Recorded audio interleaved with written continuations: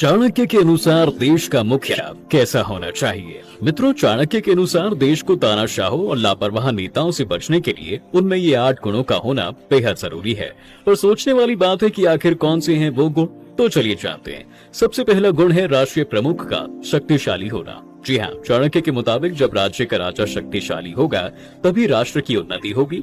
ऐसे में राजा की शक्ति के 3 प्रमुख स्रोत होते हैं, मानसिक, शारीरिक और आध्यात्मिक। जहाँ मानसिक शक्ति राजा को सही निर्णय के लिए प्रेरित करती है, वही शारीरिक शक्ति युद्ध में वीरता प्रदान करती है और आध्यात्मिक शक्ति उसे ऊर्जा देने के साथ साथ प्रजाहित में काम करने के लिए प्रेरणा देती है।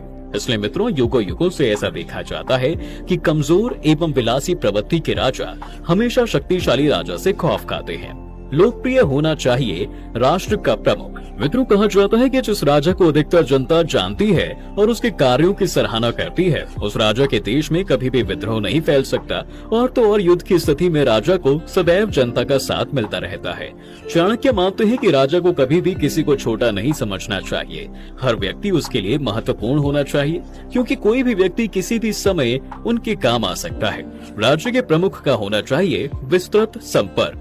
कौटिल्य कहते हैं कि जिस तरह उन्होंने अपनी विद्वता से मगध के सभी पड़ोसी राज्यों के राजाओं से संपर्क और राज्य में जनता से संबंध बढ़ा लिए थे, ठीक उसी तरह एक गुणी राजा को देश विदेश तक अपने संबंधों का विस्तार करना चाहिए, ताकि शक्तिशाली और लोकप्रिय होने के साथ साथ समय आने पर सभी उसके काम में आ सके। षड्यंत्र से सत्ता हासिल करने वाला नहीं होना चाहिए राज्य प्रमुख। मित्रों, चाणक्य के अनुसार जोड़ तोड़ गठजोड़ की राजनीति करने वाला या षड्यंत्र से सत्ता हासिल करने वाला राजा खुद भी डूबता है और देश को भी डुबो देता है। जनता की शक्ति के दम पर राज्य को हासिल करने वाला राजा ही देश को सुरक्षित रख पाता है। विक्रमादित्य हो या फिर चंद्रगुप्त मौर्य, सभी को जनता का पूर्ण समर्थन हासिल था। लक्ष्य की ओर बढ़ने वाला होना चाहिए देश का मुखिया।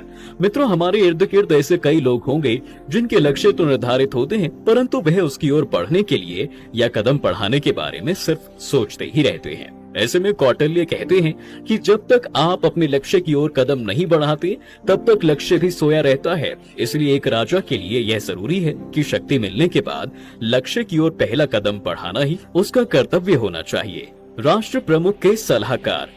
चाणक्य की माने तो जिस देश के मंत्री, पुरोहित या सलाहकार अपने कर्तव्यों को ठीक से पूरा नहीं करते, राजा को सही गलत की जानकारी नहीं देते, उचित सुझाव नहीं देते, उस राजा के सभी गलत कामों के लिए उसके सलाहकार जिम्मेदार होते हैं। इन लोगों का कर्तव्य है कि वह राजा को सही सलाह दें और उन्हें गलत काम करने से भी रोकें। और राजा को भी चाहिए कि वह चटुकारिता और चापलूसों से दूर रहकर कड़वी सलाह देने वालों की ही सुने। दंडनायक होना चाहिए देश का मुखिया।